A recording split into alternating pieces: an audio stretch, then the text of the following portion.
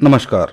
बहुत से साधक सवाल पूछते हैं कि उनको ध्यान साधना के दौरान कोई अनोखा अनुभव हुआ था, लेकिन उन्होंने उस अनुभव को किसी दूसरे के साथ शेयर कर दिया था, जिसके बाद से उन्हें वो अनुभव कभी नहीं हुआ।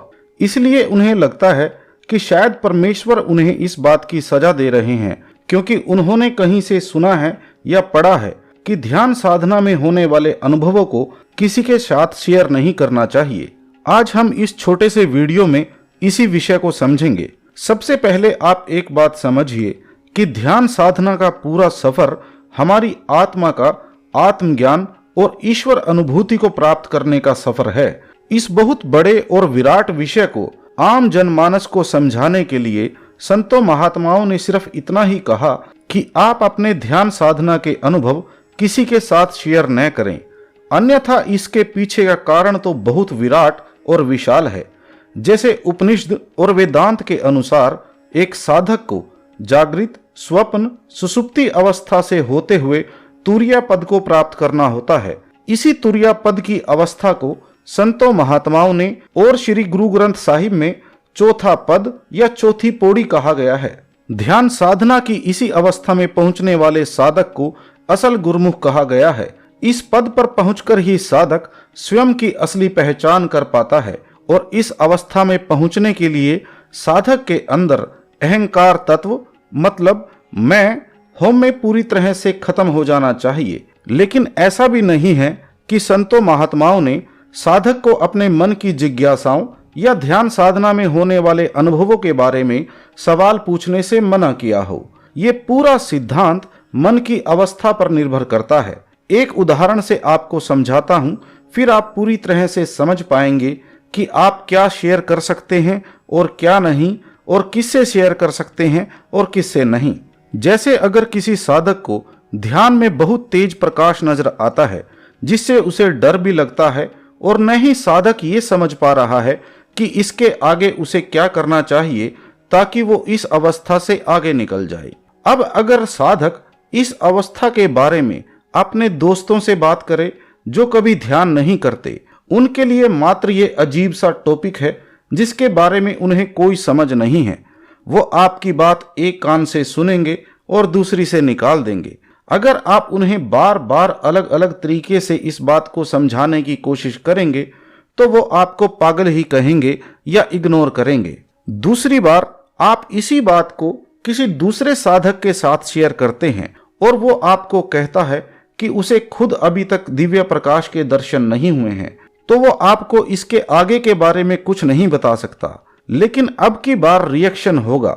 इस साधक के साथ शेयर करने से बात आई गई नहीं रहेगी, जैसे आपके ध्यान न करने वाले दोस्तों के साथ हुई थी। इसका पहला रिएक्शन आपके मन पर होगा कि आप किसी दूसरे साधक से आगे की अवस्था को प्राप्त कर चुके हैं, जो आगे चलकर अहंकार का रूप धारण कर सकता है। दूसरा रिएक्शन उस साधक पर होगा जिसे आपने अपने अनुभव के बारे में बताया है। उसकी सोच आपके प्रति बदल जाएगी, जिसके कारण वो आपको बातों बातों में उत्तम या उच्च होने का एहसास कराएगा, और वो आपसे दिव्य प्रकाश तक पहुंचने के बारे में भी सवाल पूछेगा, जिससे आपके मन में फिर से किसी दूसरे साधक से उत्तम होने का अहंकार पैदा होने लगेगा। तीसरा, आप किसी ऐसे योग्य व्यक्ति की खोज करेंगे जिसे आपकी अवस्था के बारे में ज्ञान हो, फिर चाहे वो कोई अनजान ही व्यक्ति क्यों न हो। आप अगर किसी ऐसे व्यक्ति से अपना अनुभव शेयर करेंगे जिसे आपके व्यक्तिगत जीवन से कोई वास्ता नहीं है, वो आपको आगे का रास्ता बता देगा। लेकिन न ही आपकी व्यक्तिगत तौर पर उस अनजान व्यक्ति के जीवन में कोई दिलचस्पी है, न ही उस व्यक्ति की आपके व्यक्तिगत जीवन में कोई दिलचस्पी है।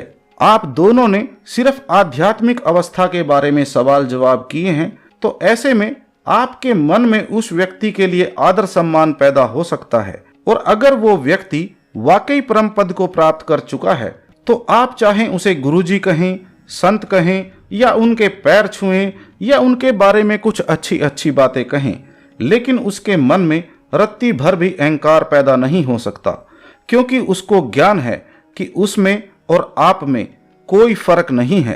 क्योंकि उस व्यक्ति के पास भी जो ज्ञान है वो भी उसे परमपिता परमेश्वर की कृपा से ही प्राप्त हुआ है।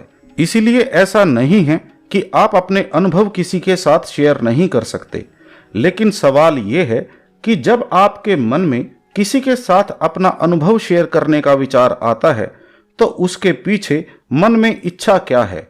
अगर मन में इच्छा ऐसी है कि आप किसी दूसरे को अपना अनुभव बताकर प्रभावित करना चाहते हैं तो समझ लीजिए कि मन की यही वो चाल है जिसके लिए संतों महात्माओं ने अपने अनुभव किसी के साथ साझा करने से मना किया है। मन के ऐसे किसी भी बहकावे में न आए, बेकार में जहां कोई औचित्य नहीं है अपना अनुभव कभी भी शेयर न करें। इसके विपरीत अगर आप किसी ऐसे व्यक्ति को पाते हैं जो आपको लगता है कि आपकी आध्यात्मिक यात्रा में आपकी मदद कर सकता है तो उसके साथ आप अपना अनुभव बांट सकते हैं। इसमें कोई परेशानी नहीं है, क्योंकि इस धरा पर एक भी आत्मज्ञानी ऐसा नहीं हुआ जिसे ईश्वर ने किसी न किसी के द्वारा रास्ता न दिखाया हो। और जो साधक पहली वाली गलती मन के बहकावे में आकर कर चुके हैं, जिन्होंने बिना किसी वजह के अन्य लोगों को प्रभावित करने के लिए अपना अनुभव बता दिया था, वो भी आज ही ध्यान आसन में बैठकर ईश्वर से माफी की प्रार्थना करें और आगे से संकल्प लें कि आप अपनी जिज्ञासा के हल के लिए ही किसी से अपना अनुभव शेयर करेंगे, न कि बेवजह किसी को व्यक्तिगत तौर पर प्रभावित करने के लिए। और आज के बाद इस शंका को मन से पूरी तरह निकाल दें कि ईश्वर आपको आगे भी इसके लिए सजा देंगे। आप फिर से पूरे प्रेम व श्रद्धा से ध्यान साधना शुरू कर दें। आप बिल्कुल निश्चिंत होकर हर रोज ध्यान साधना में उस परमपिता परमेश्वर से सिर्फ उसी को मांगें। हर एक साधक के लिए सबसे पहली स्पिरिचुअल अवेकनिंग वैचारिक जागृता है, इसीलिए मन पर पहरा लगाकर रखें। मैं भी इसी सिद्धांत को फॉलो करते हुए कभी अपनी व्यक्तिगत पहचान आप सभी से शेयर नहीं करता। यहाँ तक कि मैंने आज तक कभी किसी वीडियो में अपने नाम तक का जिक्र नहीं किया है, क्योंकि मैं भी नहीं चाहता कि आप मेरी तरफ केंद्रित हों, बल्कि आपका पूरा ध्यान मेरे द्वारा बताई गई बातों पर होना चाहिए, जिनसे आपको आपकी यात्रा में मदद मिल सके। क्योंकि जो मैं आपको बताता हूँ मैं उसे भी अपना नहीं मानता, क्योंकि उस परम पिता परमेश्वर की कृपा के बगैर मुझ जैसे मूर्ख और मूढ़ इंसान को इन बातों की समझ कहाँ आनी थी। इसलिए सब कुछ उसी का है, मैं भी उसी का हूँ, आप भी उसी के हैं। जब हम सब उसी के हैं तो इसमें क्या आपकी है और क्या मेरी है। तो आशा करता हूँ आज के वीडियो से आपको कुछ मदद मिलेगी। आपके कुछ सवाल हों तो आपके कमेंट्स और ईमेल का स्वागत है। आपके सवालों के जवाब देने में देरी हो जाती है, उसके लिए माफ़ी चाहता हूँ, क्योंकि हर रोज़ घंटों देने पर भी सभी की ईमेल, कमेंट और व्हाट्सएप का जवाब देना पॉसिबल नहीं हो पाता।